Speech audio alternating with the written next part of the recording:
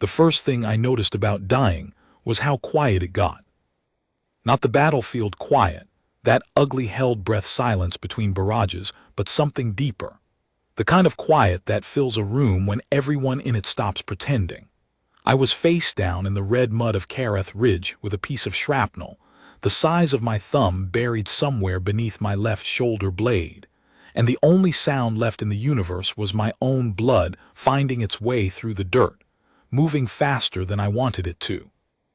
My name is Corporal Eli Marsh, Combat Medical Technician, 3rd Expeditionary, attached to the Vothran Coalition Auxiliary, which is a long way of saying I was a human being on an alien planet, 300 light-years from Earth, in a war that wasn't mine, keeping alive soldiers whose biology I'd spent 14 months learning from scratch.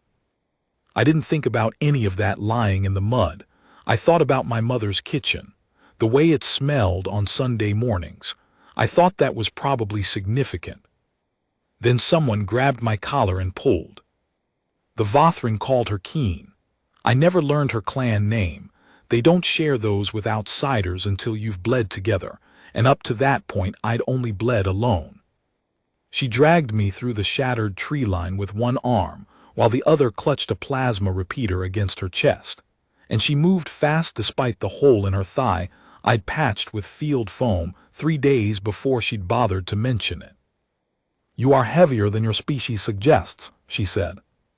"You're welcome," I said, "for the leg." She didn't answer. Keen rarely answered things that didn't need answering. It was one of the qualities I'd come to appreciate about Vothrans. They were extraordinarily efficient with language in a way that made most of my fellow humans sound like they were being paid by the word. She dropped me behind a shattered column of stone, the ruins of something that had been a ceremonial gate, according to the pre-invasion survey maps, and crouched beside me, scanning the tree line.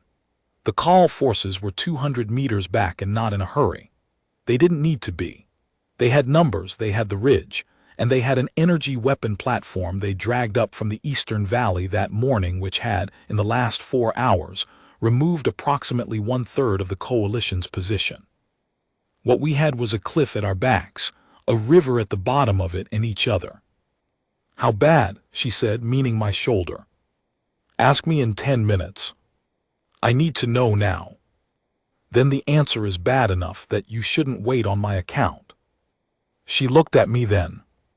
Vothran eyes are threefold: 2 standard visual receptors and a deep center thermal aperture that gives them a slightly unnerving quality in conversation, like being assessed from 3 different angles simultaneously. Hers were going amber around the edges, which I'd learned meant she was calculating something she didn't like the answer to. "The others are at the river crossing," she said. "Veth and Soren. Soren is carrying Dekai." Dekai, Soren's younger brother, 22 years old by Vothran reckoning, which put him somewhere around 17 in Earth equivalent.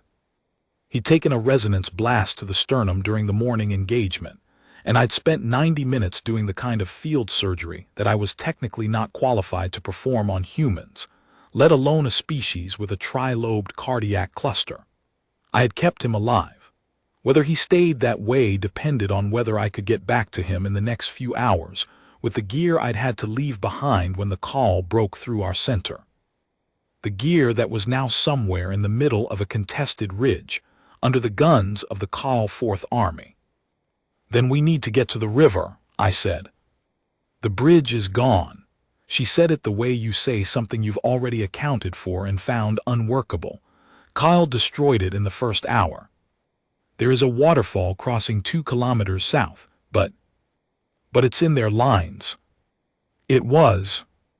I understood what she meant. The Kyle had pushed north toward the ridge. The waterfall crossing might now sit in the gap between their advance and their rear, the ambiguous dead ground that belongs to no one and everyone.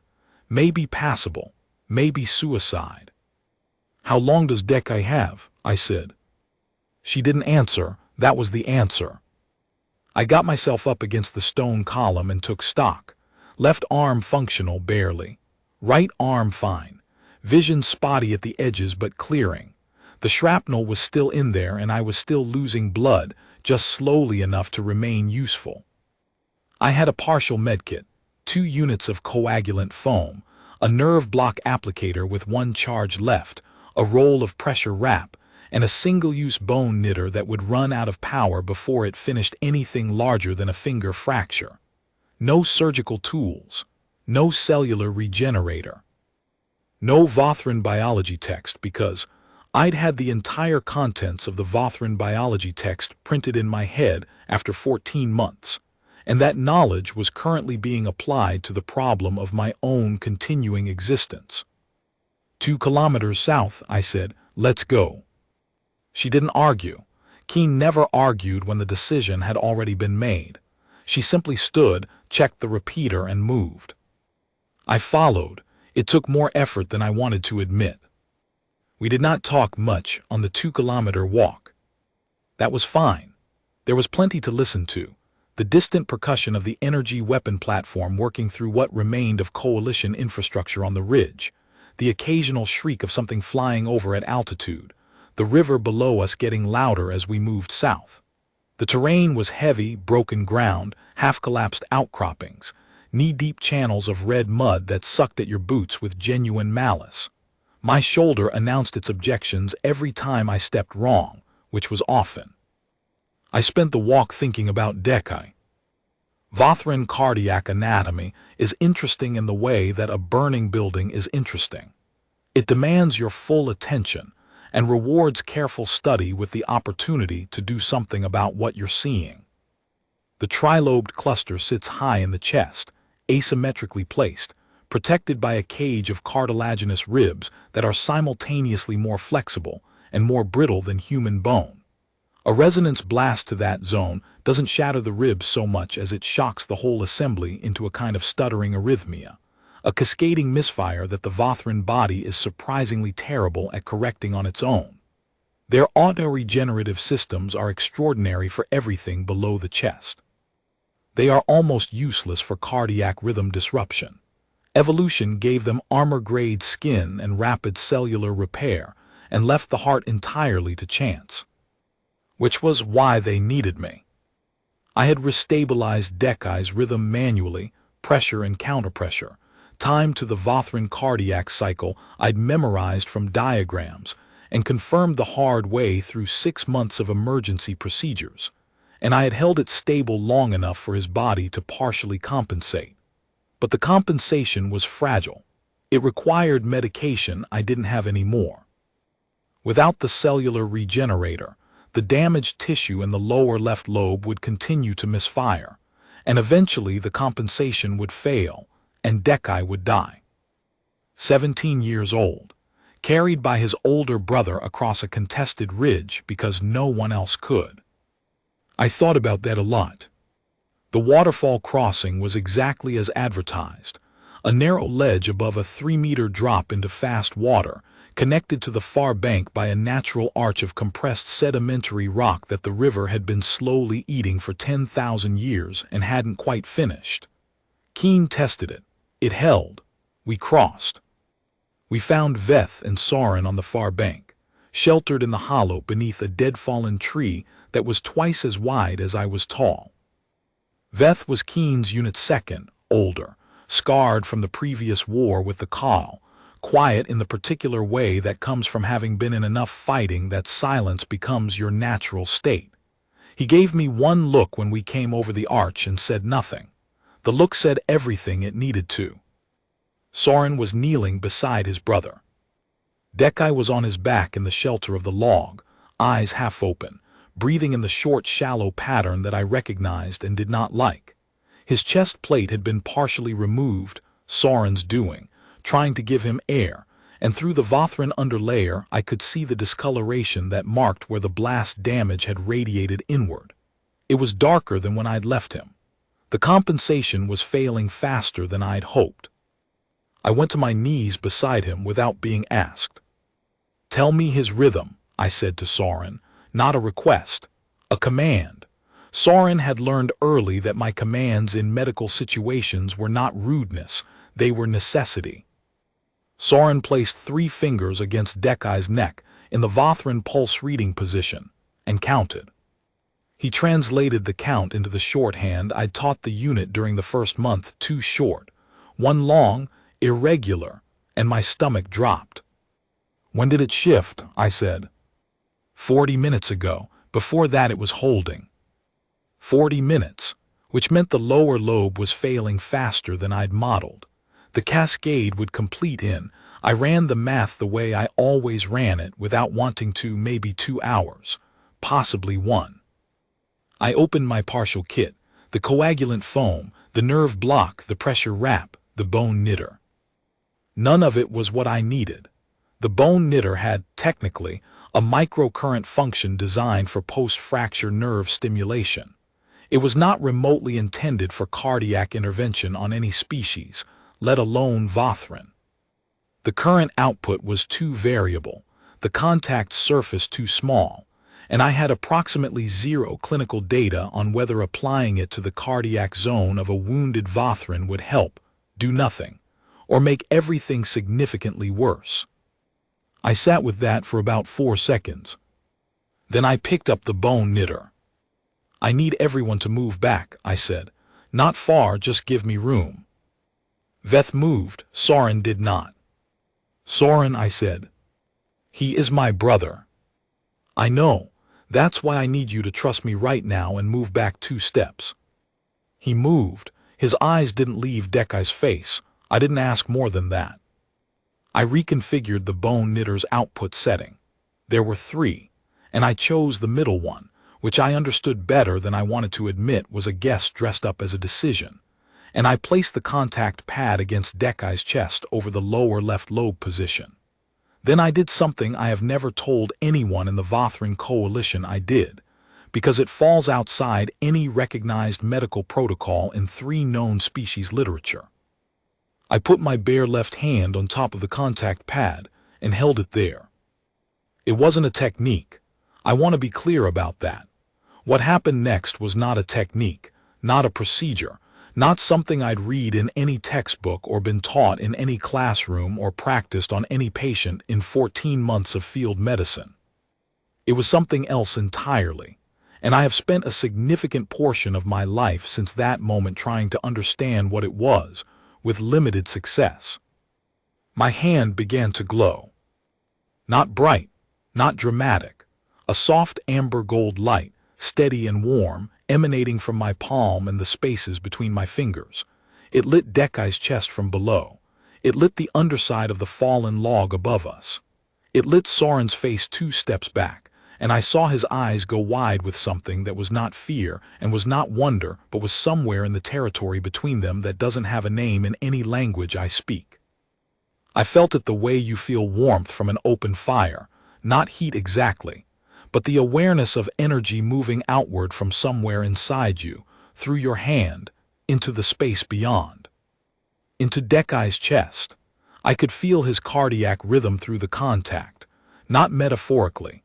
Literally, the 3-lobed pulse moving through the skin of my palm like a conversation in a language I was somehow already reading.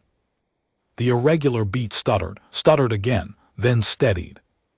I held the position until it steadied all the way, until the lower left lobe stopped fighting the upper 2, until the whole system settled into something closer to normal. It took, I don't know how long. Long enough that my shoulder started screaming again, and I became aware of it only because the rest of the noise had quieted. When I took my hand away, the glow faded. Dekai's eyes were open, fully open. He looked at me the way Vothrans look at something they have never had a category for. "What," he said, "are you?" "A medic," I said. "Try to breathe slowly." I passed out shortly after that. My shoulder had been making a persuasive case for unconsciousness for the better part of an hour, and I had simply run out of counterarguments.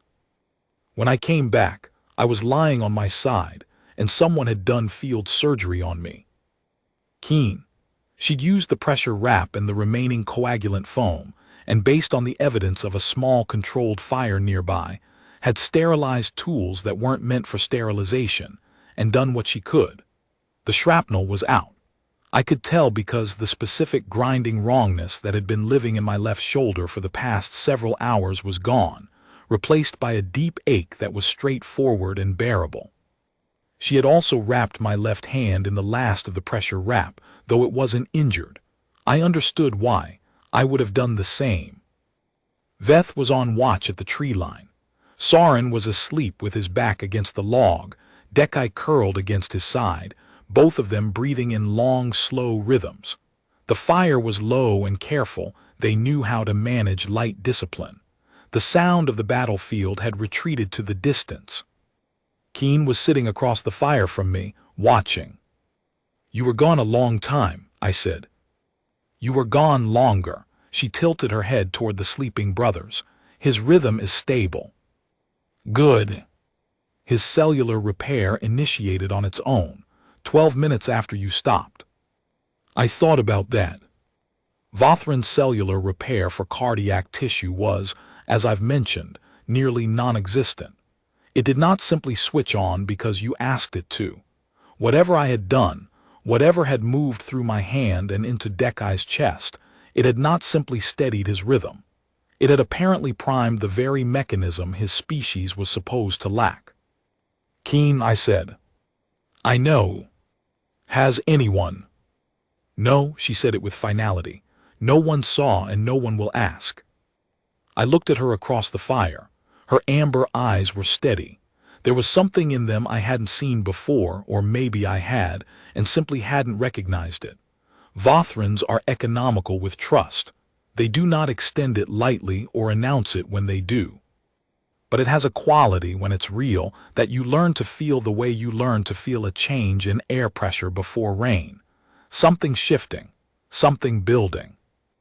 "I don't know what it was," I said. "I want you to know that. I wasn't hiding a technique. I don't know what happened." "I know you don't. It doesn't bother you." She considered that for a longer moment than most things earned from her. "Before this war," she said finally, "I would have said I knew what humans were. Small, quick, clever with tools, fragile, short-lived." She paused. "I would have said I knew what they were not." "And now?" She didn't answer directly. Instead she said, "When I was young, there was a teaching that some things in the universe are not yet classified. Not unknown, everything unknown is merely unclassified. The classification waits." Her thermal aperture narrowed slightly, which I'd come to associate with precision, with care. "You are not unknown to me, Eli Marsh, but you may require a new category." I didn't know what to say to that. I settled for the truth. So would I. She almost smiled. Vothrans don't quite smile. Their facial musculature doesn't accommodate the precise movement, but they have an equivalent, a slight softening around the eye clusters that serves the same function. I'd learned to recognize it in her specifically. "Sleep," she said. "You lost a significant volume of blood. The shrapnel is gone." Sleep. I slept. What I didn't know, lying there in the hollow under the dead fallen tree with my shoulder stitched shut and Dekai steady breathing nearby and Keen watching the dark, was that we hadn't been alone. 12 meters up the ridge behind us, along the upper lip of the escarpment, a figure had watched the entire event from the moment I'd knelt beside Dekai to the moment my hand had stopped glowing. The figure had not moved, had not spoken, had not signaled the position to anyone.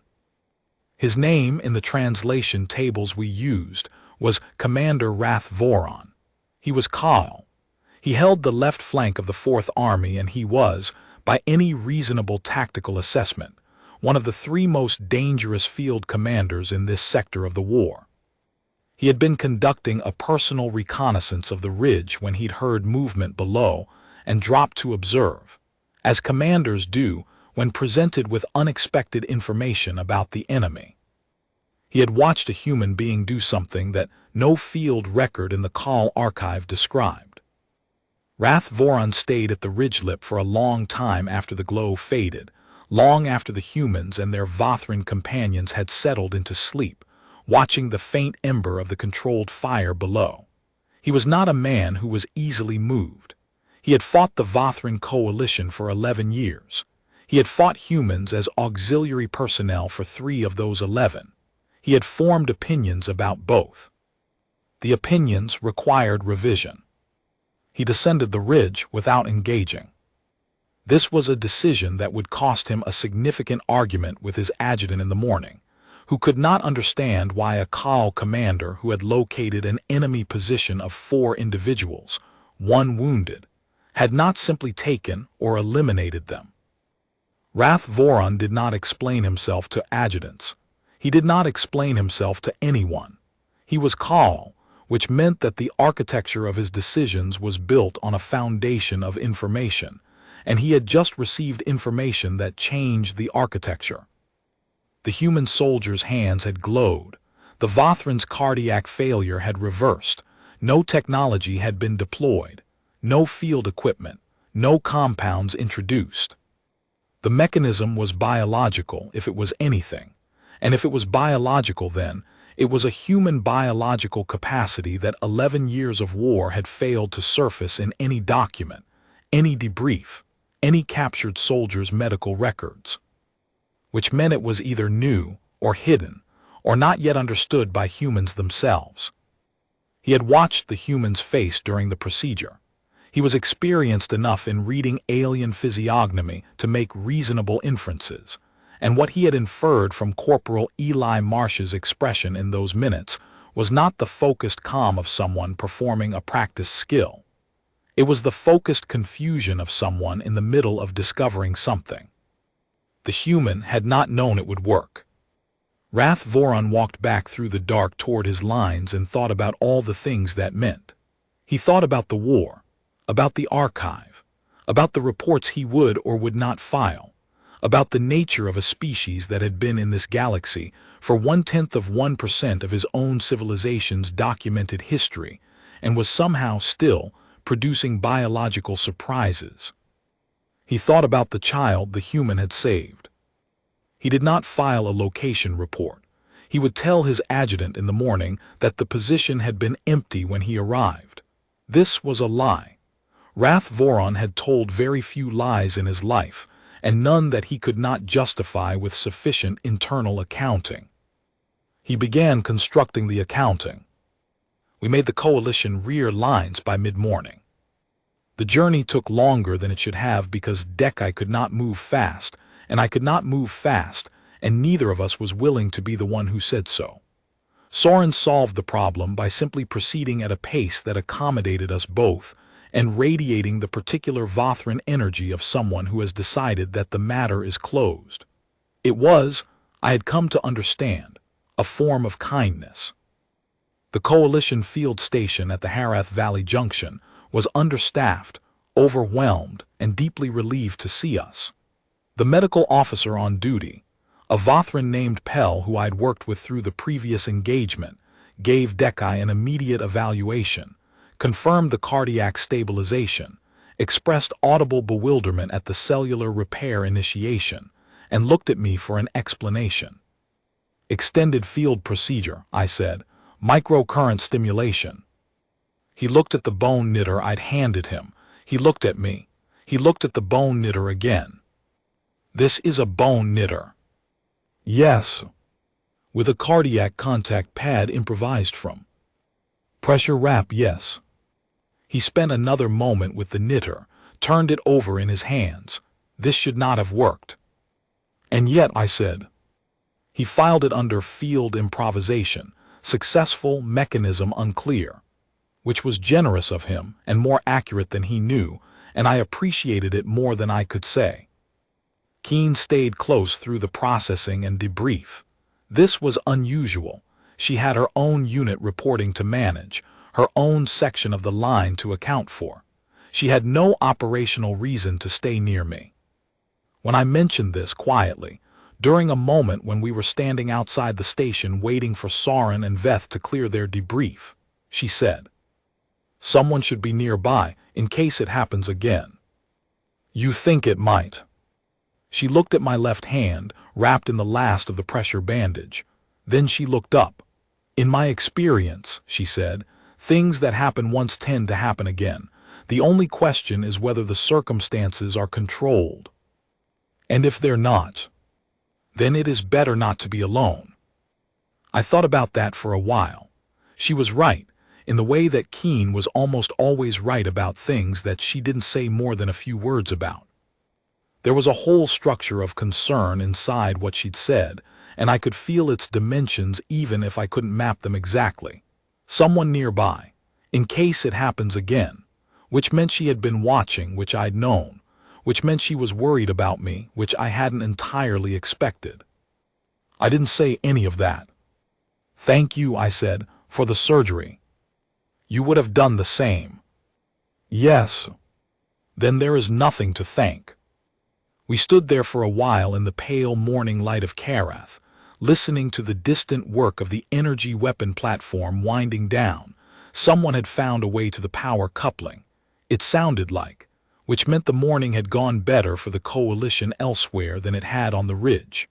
The light here was different from Earth light. Thicker somehow, filtered through an atmosphere that ran heavier than ours, gold in the mornings and deep copper by afternoon.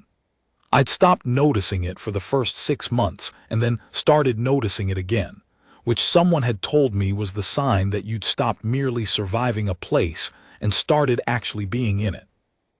I was being in it. For better or worse, I was being in it. The first time it had happened, I had not recognized what it was.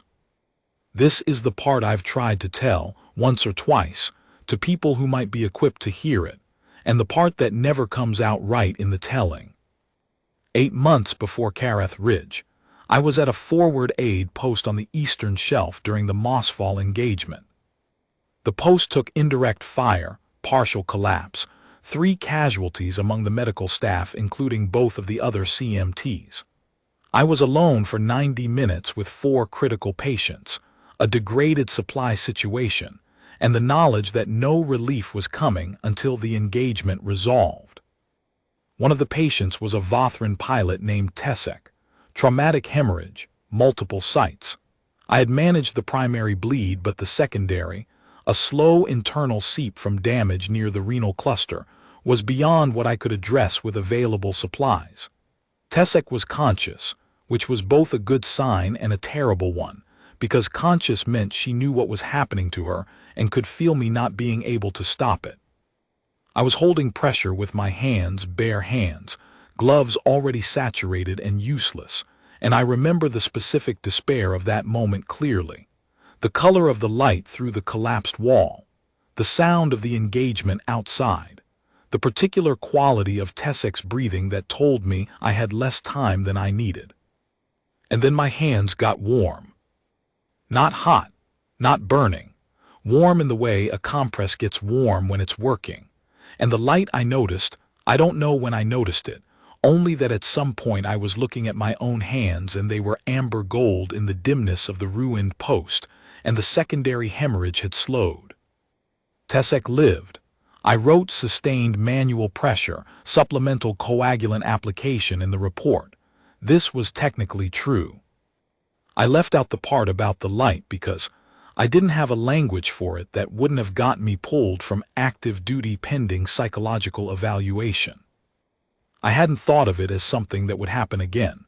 I had thought of it as an anomaly. The kind of thing your brain does when you're running on no sleep and adrenaline and deep fear, tricks of perception, physiological artifacts. I had talked myself out of it with reasonable efficiency and filed it away and not looked at it again.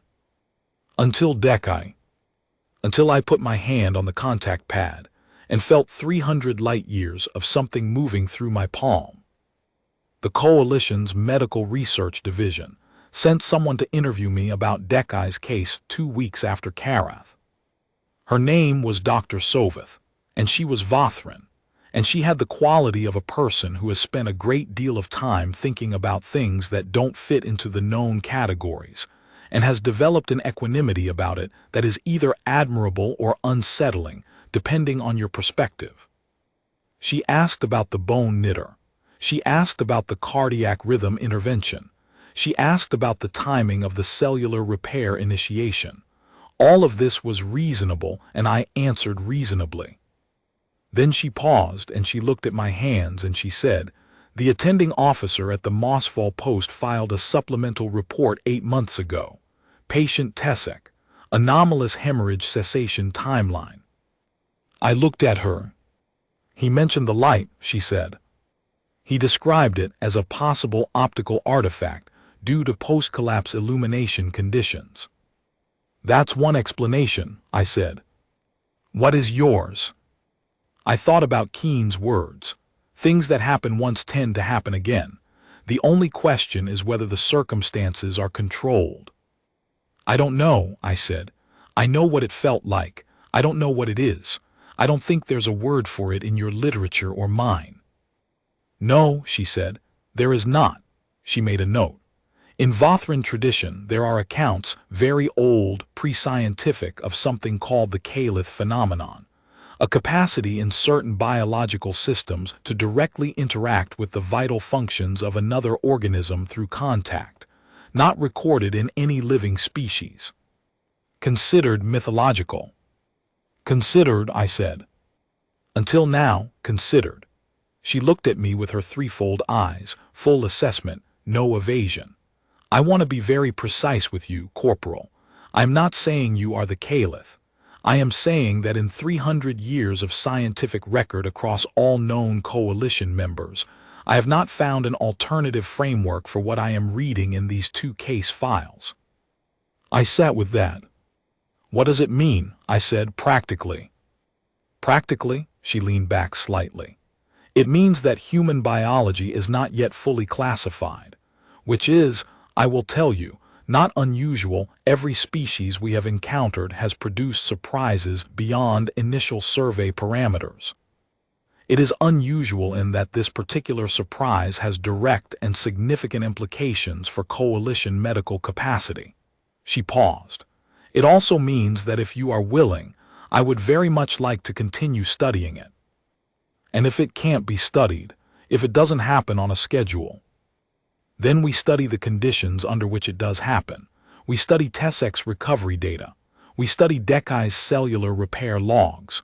We study you, if you consent, not as a subject but as a," she searched for the word, "a colleague, a fellow researcher into something we are both equally unclear on." I thought about Dekai breathing steadily in the hollow under the fallen tree. I thought about Tesek, who was somewhere in the eastern sector and alive. I thought about my hands in the amber gold light, warm, doing something that the textbooks hadn't gotten to yet. "All right," I said, "yes." Rath Voron's adjutant was not satisfied with the explanation he'd been given. This was the adjutant's permanent condition. He was a deeply unsatisfied being by temperament, which made him excellent at logistics and difficult at dinner. But in this case, his dissatisfaction had a point.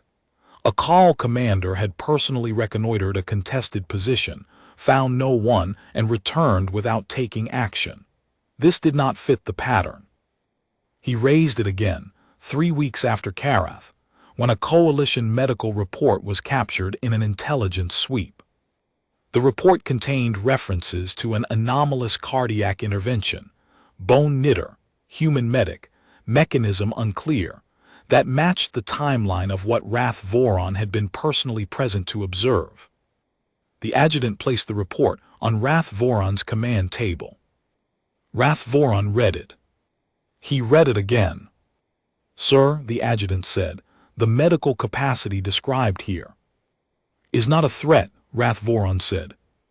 "With respect, sir, if the coalition has access to a human with the ability to—" "Adjutant," Rath Voron set the report down. He had made his decisions in the weeks since Karath, turned them over and over until they were smooth, and he was not interested in being argued out of them now. What was the coalition doing with this capacity? Keeping soldiers alive. Keeping soldiers alive, he repeated.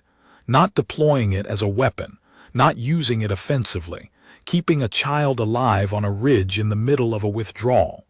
He looked at the adjutant with the particular flatness that his officers had learned to read as the end of a discussion. File it. Under what classification? Rath Voron thought about the amber gold light on the hillside, the human on his knees in the mud, the breathing of the child steadying, the specific expression on the human's face, not triumph, not proficiency, not the look of someone deploying an asset, confusion, wonder, and underneath both of those, something simpler and harder to name. The same thing Rath Voron had felt, watching from the ridge. Unclassified phenomenon, he said. Category, requires further observation.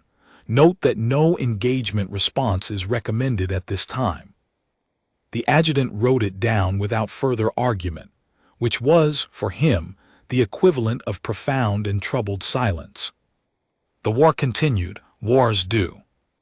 Kareth Ridge was retaken by the coalition 2 months later. The Call Fourth Army fell back from the eastern sector the following spring. Neither of these events involved me directly. I was in the Valley Medical Complex by then, assigned to Dr. Soveth's research program, still on active duty status as a CMT, but operating in a capacity that would have been difficult to explain to my recruiting officer. Dekai recovered fully. His cellular repair initiated, and then continued with a kind of purposeful efficiency that Soveth's team found remarkable, the previously dormant mechanism not just activating but optimizing, as though whatever had been introduced on that hillside had left an instruction behind. He was back in the field in 6 weeks. He sent me a message through the coalition mail system, 3 words in Vothran, which Keen translated for me as something close to, "Still breathing, medic." I saved the message. I still have it. Tessek sent a message too. When word reached her somehow, the way word always reaches people in armies, through channels that officially don't exist, of what had happened at Kareth. Her message was longer and included what she described as an observation she'd been holding for 8 months, that the night at the Mossfall post, in the moments when the light was present, she had felt warm. Not the warmth of blood loss, which she knew and which feels like sinking into cool water. The other kind. The kind that comes when something is working. She hadn't known how to say it until she heard there was a word for it, even a mythological one. I told Dr. Soveth about this. She made a note. The notes were becoming substantial. I don't know, even now, what I am. I know what I am not. I am not the first human to walk on an alien planet, or fight in an alien war, or learn to keep alive creatures whose biology requires entirely new frameworks to understand. I am not unique in any of the ways that matter to military records or service designations. I am a combat medical technician, 3rd Expeditionary, attached to the Vothran Coalition Auxiliary. That is what my file says. That is what I am officially. What I might also be is something the universe hasn't gotten around to categorizing yet. What I might be is a member of a species that has been in this galaxy for what feels like 5 minutes by geological standards, arriving with their clever hands and their stubborn metabolisms, and their apparently unreasonable resistance to the idea that anything is fully understood, and turning out to be, even after all the surveys and assessments and 11 years of war, still surprising. Still producing questions that the known literature hasn't written answers to. I don't know if that's special. I don't know if it's useful beyond the specific cases where it's been useful. I don't know if I'll ever understand the mechanism, or if understanding it would change it, or if it will happen again when I don't intend it to and catch me off guard in the middle of something else entirely. I know Dekai is alive. I know Tessek is alive. I know that somewhere in the Call Fourth Army's intelligence archive there is a file marked unclassified phenomenon, requires further observation, written by a commander who could have done otherwise and chose not to, because he watched a human kneel in the mud on a hillside and was, whatever else he was, curious. Keen visits the research complex when her rotation allows. She sits with me in the evenings when the work is done, and we don't always talk because she is still herself and I am still myself, and talking is not always the point. Sometimes she asks about the research. Sometimes she watches my hands. The light doesn't come when she watches. It comes in the moments you don't arrange for it, pressure and need, and something underneath both of those that I don't have a word for in any language. But she watches anyway. I think she's decided that some things are worth watching even when you don't know what you're waiting to see. I think she's right about that. I think the universe is very large and very old and full of things that haven't been named yet, and that one of the things it has going for it is that the naming hasn't stopped. My hands are warm right now, sitting here writing this. I don't know if that means something. I've decided to leave that question open. It seems like the right way to handle things you're still in the middle of discovering. Let me back up. Let me tell you how I got here, because I've been trained to document things thoroughly, and the thing about documentation is that it only works when you start at the right place. The right place is not the ridge. The right place is a recruitment office in Fresno, California, where I was 23 years old and broke in the way that comes from making a series of decisions that seemed reasonable at the time. And a Vothran diplomatic liaison named Coordinator Othis was sitting across a folding table in what had previously been a sporting goods store, explaining to a room of 47 humans that the coalition was offering a 30-month service contract to any qualified individual who could demonstrate basic medical aptitude, a functional grounding in biological science, and the psychological profile that Vothrans described, without any apparent awareness of how it would land as a reasonable tolerance for confusion. I raised my hand. Coordinator Othis had been doing these sessions across 12 cities for 6 weeks. By his own later admission, he had expected about a quarter of the human volunteers who passed initial screening to make it through the first 6 months of coalition service. He had built his projections around that expectation. He had been wrong about the percentage in every city by a margin that his superiors eventually had him rewrite the model to account for. Humans, it turned out, were very good at tolerating confusion. We had been practicing for thousands of years. The training program was 18 months at a coalition facility on the 4th moon of Vithrak Prime, which sounds exotic until you are actually there and discover that 4th moons of gas giants are, regardless of galaxy, fundamentally damp and cold, and structured around the assumption that the people training on them are going to be uncomfortable. This builds character, according to coalition training doctrine. It also builds a very specific kind of camaraderie that comes from being equally miserable with people who look nothing like you, and discovering that misery, at least, is a universal language. There were 8 other humans in my cohort. We found each other in the first week with the low-grade social radar that humans apparently develop when significantly outnumbered, a kind of background awareness of the other instances of your species in the room. Marcelina Reyes from Guadalajara, who was funnier than anyone else in the facility, and had a gift for Vothran tonal language that she deployed with merciless precision. Dov Shapiro from Tel Aviv, older than the rest of us, a former field surgeon who'd come for reasons he never fully explained, but which had something to do with a year spent in a hospital that never seemed to get less full.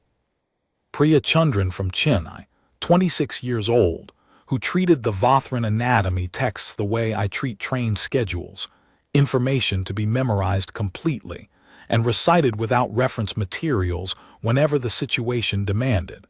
The others I knew less well but knew enough. We cross-trained together when the schedule permitted. We ate together when the food distribution worked out, which it did roughly 60% of the time. We learned together the specific skill of being the most confused person in any room and choosing to proceed anyway. The Vothran instructors had a phrase they used during the curriculum's most difficult phases, the ones involving procedures that required you to understand alien biology well enough to keep it alive under field conditions with equipment that was calibrated for it and hands that were not. The phrase translated approximately as, "The gap between knowing and doing is where the work lives." They said it with the air of people who had said it many times to many cohorts and had observed, consistently, that the humans were the only ones who seemed to find this phrase motivating rather than accurate. I have thought about that phrase a lot since the Ridge. The night before Kareth, I couldn't sleep. This was not unusual. Kareth had been building for 3 weeks as the Call Fourth Army pushed northwest. You could feel it in the logistics, in the way the supply lines tightened and the briefings got shorter, and the officers started the specific kind of eye contact with each other that they reserve for situations they have not yet found the right words for. Everyone knew something was coming. The Ridge was the obvious choke point, and the coalition had the Ridge, and both sides knew that keeping it or losing it would matter more than any single engagement in the previous 4 months. I was sitting outside the medical shelter in the gray pre-dawn with a cup of something that the coalition ration packs described as thermal beverage compound, and which tasted like someone had described coffee to an alien chemist over a bad communications channel and then mass-produced the result. It was hot. It was sufficient. I'd stopped expecting more. Soren found me there. He didn't say anything at first. He sat down nearby with his own ration cup and looked at the Ridge in the early dark. Soren was 29, old enough to remember the previous war, young enough that Dekai's existence was something he'd had to adjust his sense of self to accommodate. An unexpected sibling, a permanent responsibility. He told me once, during a quiet stretch in the valley, that when Dekai had been born, he'd been angry about it for a full year before he'd understood what it was adding to his life. "You're not sleeping," he said. "Neither are you." "I don't sleep well before large engagements." He turned his cup in his hands. "Dekai does. He can sleep anywhere. I have never understood it." "He's 17. "Yes," he was quiet for a moment. "You'll be close to the front tomorrow." "That's where the work is." He nodded. This was the end of what he actually wanted to say, and we both knew it, and I appreciated that he was Vothran enough not to make me listen to the version with the additional words. The additional words would have been, "He is my brother and you are the person who keeps soldiers alive, and I need you to understand that whatever else is true about tomorrow, that matters." He said it with the nod. I heard it. "I know," I said. He didn't say anything else. We sat until the light came. The thing about field medicine, I've thought about this a lot, had plenty of time for it during the research months, is that it operates in a specific relationship to certainty. Not an absence of certainty, a managed uncertainty. You know enough to act. You don't know enough to guarantee outcomes. The distance between those two conditions is where the work lives. There is that phrase again. The instructors were not wrong. And the defining skill of the work is not knowledge, not technique, not even composure under pressure. The defining skill is the ability to commit fully to an action that you cannot guarantee will succeed, and to do it without the guarantee, and to do it anyway every time because the alternative to acting is the one outcome you know with certainty is wrong. I have committed to things that didn't work. This is part of the record. Tesek wasn't the only close call and Dekai wasn't the last. There were soldiers I couldn't keep. There are names in my head with small markers next to them that I will carry for the rest of my life. And the carrying is part of the work too, and you don't get to put it down. But there is something I have learned, in the years since the Ridge, in the sessions with Dr. Soveth, in the careful and patient attempt to map something that may not be fully mappable, that the moments where the light came were not the moments where I knew what to do. They were the moments where I committed fully to doing it anyway, where the gap between knowing and doing compressed to zero through sheer necessity, and everything that was underneath the knowing came through. Soveth calls this, in her working papers, biological response to extreme intentional focus in a care context. She is careful with language in the way that scientists are careful with things they want to describe precisely because they cannot yet describe completely. What she means, what I think, sitting here is something more like this, that my hands glowed because there was someone in front of me who needed what I had to give, and I had run out of every other way to give it. I don't know if that's biology. I don't know if it's something older than biology or something that doesn't fit the categories we use for either. I know that the universe is very large and has been operating for a long time without waiting for us to finish classifying it, and that humans have been producing surprises in new environments since the first of us stood up on the East African savanna and looked at the horizon and decided that whatever was out there was worth walking toward. I walked toward it. That is, I think, the most accurate summary of everything I've told you. Rath Voron requested a formal meeting with Coalition Command 14 months after Kareth Ridge. This was not something that happened. Call commanders did not request meetings with Coalition Command. The war had been running 11 years. The infrastructure for formal communication existed only as a procedural artifact from a ceasefire negotiation that had collapsed before it concluded. Nobody used it. Rath Voron used it. The meeting took 3 months to arrange, which is fast by interstellar diplomatic standards. I was not told about it until after it had happened, which is also standard. I was a corporal on extended medical research attachment, and the people who make decisions at the level of Ka'al commanders requesting coalition meetings do not generally consult corporals. What I was told by Keen, who had heard from Veth, who had heard from someone on the General Staff's communications team, was this. Rath Voron had requested the meeting to discuss what he described as a taxonomic gap in current mutual understanding of human biological capacity. He had brought documentation, 4 pages, precisely composed, describing his observation from the ridge. The Mossfall case, which had evidently surfaced in his intelligence review, the captured medical report, his own observations. He presented it not as a threat assessment, but as, his exact words per the translation record, information that changes the nature of what we are doing here and should therefore be known to both sides. Coalition Command had not known what to do with this for 3 weeks. Then they had sent it to Dr. Soveth's division, who had sent it to Dr. Soveth, who had sat with it for 2 days before sending it to me with a single line appended. Thought you should see this. I read Rath Voron's documentation 3 times. It was meticulous. He had noted the time, the atmospheric conditions, the distance from the ridge lip to the hollow, the duration of the glow, the exact sequence of events. He had described my expression in terms that were more accurate than anything I'd written about myself in that moment.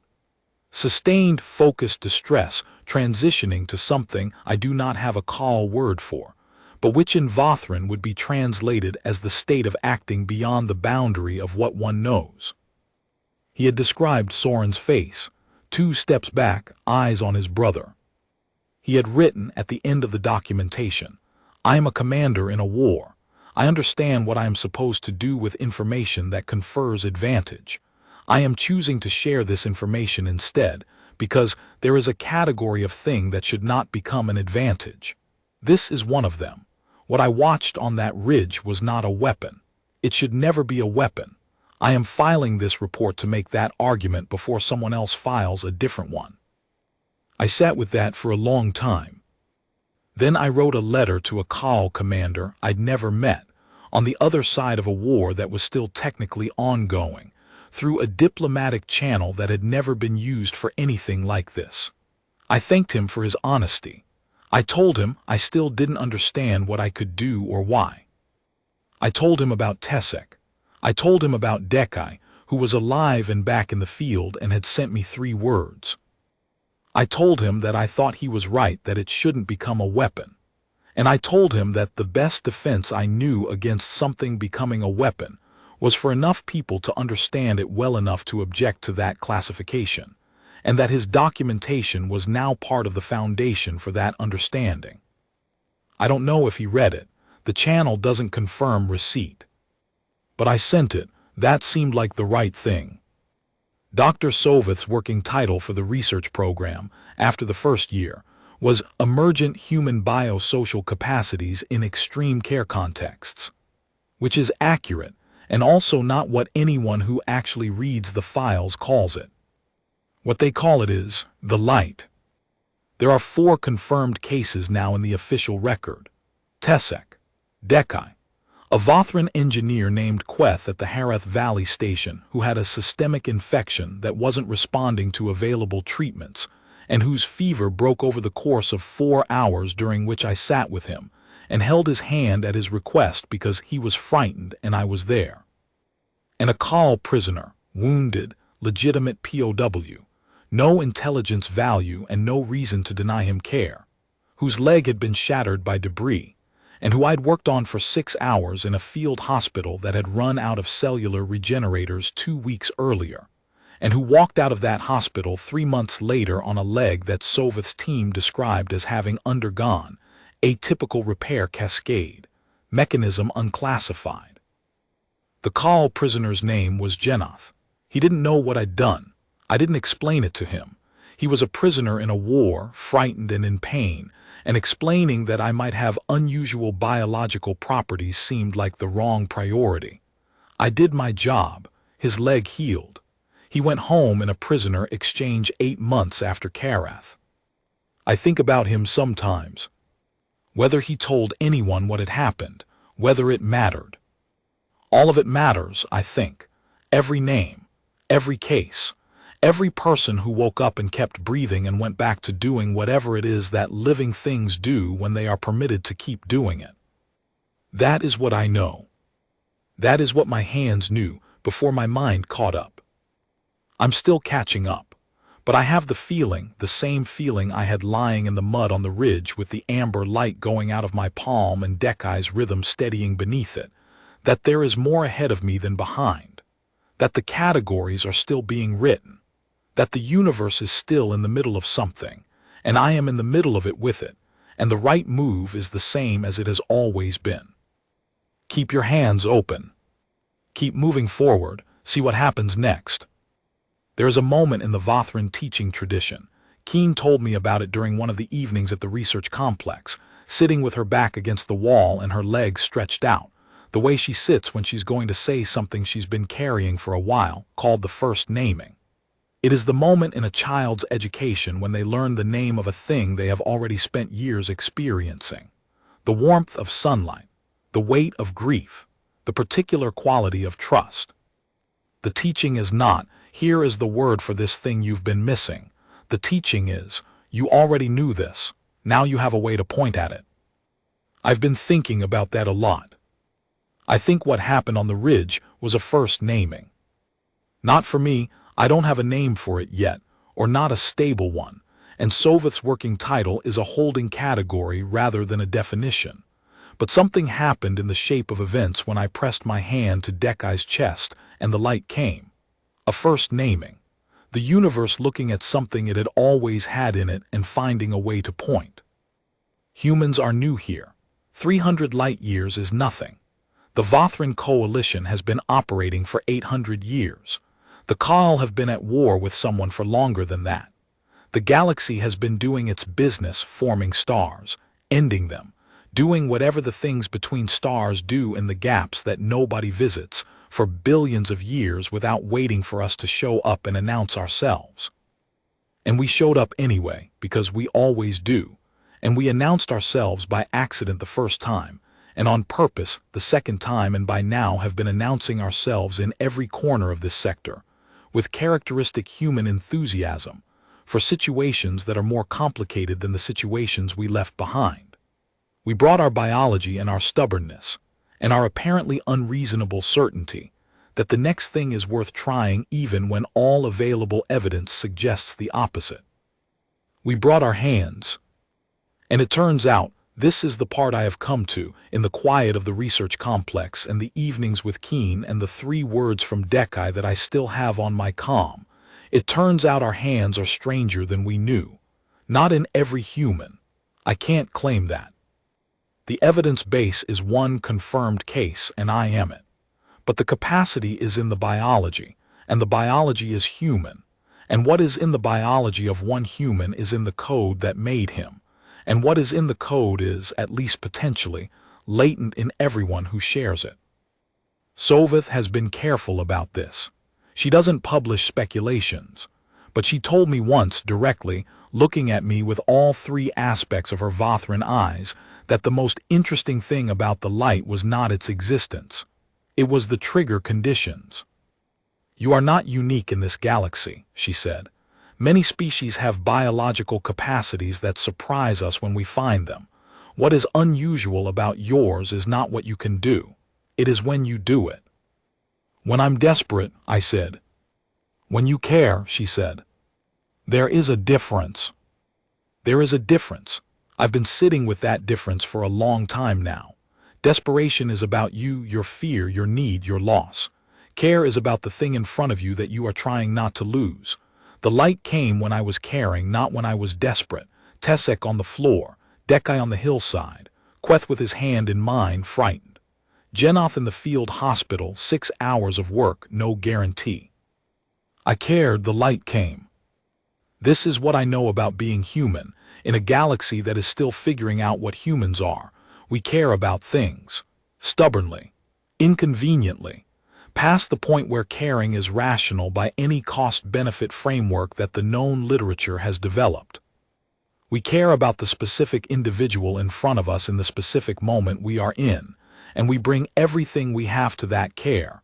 And apparently, this is the working hypothesis. This is where Soveth's notes are pointing after 2 years of data. We have more to bring than we understood. The universe is not done with us yet. I am not done with any of it. My hands are still warm.